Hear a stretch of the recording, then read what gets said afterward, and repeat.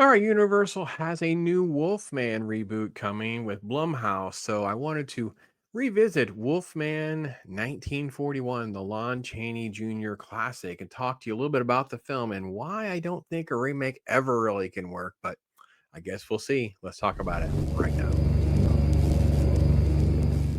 See, the thing about the Wolfman is it's more a story about tragedy and them being accused of mental illness and becoming a monster and things and elements that they can't really do now. They don't they're really eager to get into the horror elements and the gore and the blood. And reality is if you watch the original Wolfman movie 1941, not a lot of Wolfman. Wolfman doesn't come along till late. The wolf that attacks, poor Larry Talbot is actually a wolf, and that character is played by Bela Lugosi. And I think the trailer at the time was really, really driven off the names in the movie, the popularity of those actors that were going to be in it, and it was kind of playing off sort of like this tension and folklore and all of that. So I was really surprised by elements in the trailer as I prepared for this video. And to be perfectly honest, this is my second time recording the video because YouTube copyright struck all of this. I kind of played some of this with everyone. We read through a little bit, but they have a scroll, and the scroll literally lasts forever. It is just imagine going to the movies and the trailer being a movie scroll, like just text for you to read, and then just a whole lot of obviously the banner for Wolfman, and then just all of the characters that are in the movie. Now, Claude Rains was a very, very popular, actually a very underrated actor. He plays the dad John, who really is just an underrated role. Anthony Hopkins plays him in the 2010 version, and I think it's a key element to make the story work. But it just goes through all of the different actors that are there, including Bela Lugosi, and I was just really surprised that this was the setup for the Wolfman movie. Not a lot of Wolfman. And the film itself doesn't have a ton of action or anything like that. The sets are kind of small. Everything feels very controlled and dramatic. So it didn't really feel like the horror piece that I think people remember. I think it's just the fact that it's such a precursor to that type of tension and dealing with something that's so unknown. And I mean, it's only 70 minutes. That was the other thing I didn't really remember is that 'cause I watched this in a few years and I watched with more of that type of eye and how Larry Talbert's character is literally the entire movie. Let's just be honest. The entire movie hinges off Lon Chaney Jr.'s amazing performance. He plays this neurotic, am I going mad type guy after being attacked and killing this wolf.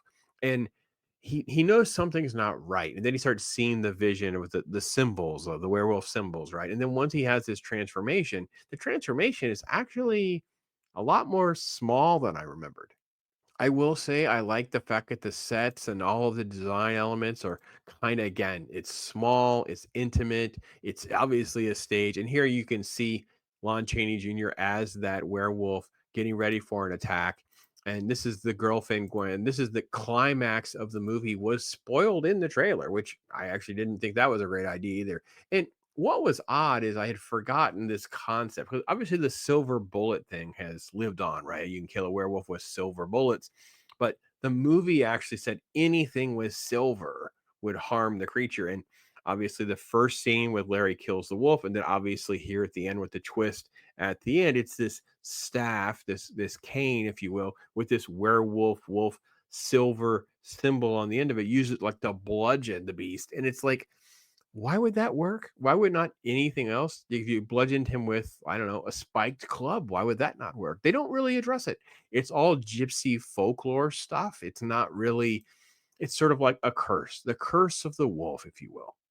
There's this constant repetition of this sort of like again gypsy folklore thing, the whole even a man that's pure in heart and talks about the prayers, but when the wolf and the wolf's bane blooms and the autumn moon is bright, and Van Helsing even kind of taps into this a little bit, that film that was with Hugh Jackman in 2004, right? It's trying to bring some of that folklore into things, and I will say it's just never really kind of worked for me the way this movie does. I will say again, Lon Chaney Jr. impress at not just sort of like the makeup and the creature thing.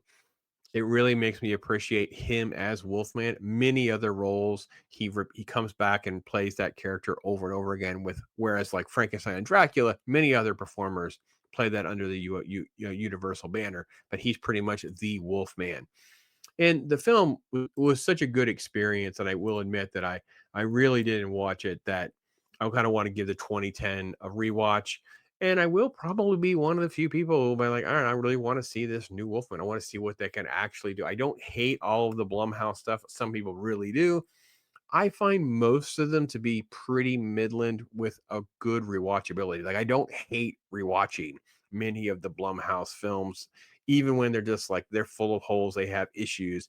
There's something about just that generic popcorn movie thing, and that 2 out of 5, 2.5 out of 5 thing is fine for that. If they also are not trying to be pretentious or preachy, and Blumhouse tends to not really do that. They will have little messaging and moments in there, but they're not going to harp on it. They just exist, and I think Wolfman will probably be like that in the coming weeks. So, do you want to go see Wolfman? Are you with me? Have you rewatched some of this Universal monster stuff recently? I'd love to hear your thoughts in the comments. And I will be honest, it's kind of made me want to go back and venture into more of this because I enjoyed doing the creature from the Black Lagoon. There's a great feedback from you guys actually asking for a little bit more of that. And I will say there's so many of these classics that I just haven't watched in the last couple of years, even with this YouTube stuff. It kind of consumes a lot of my time watching, kind of like a watch list. But I'm like, you know what? Some of these things I kind of need to revisit. Between that and Godzilla, I need to spend more time watching these things I know I love. So that will be my plan headed into 2025 as well. So, thanks for watching, everybody. I appreciate your thoughts. Again, leave those comments. Give me some feedback on what you guys are thinking, and I will see you next time.